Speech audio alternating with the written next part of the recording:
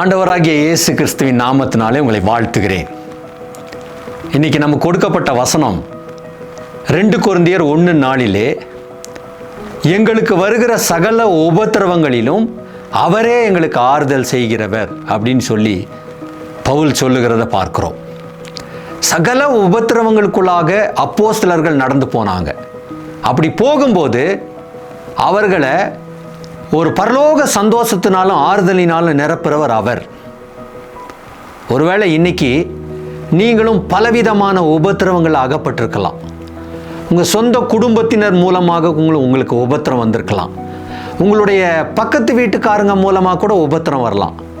ஆனால் அந்த உபத்திரவத்தில் உங்களுக்கு ஆறுதல் செய்கிறவர் தேவன். ஆமேன்.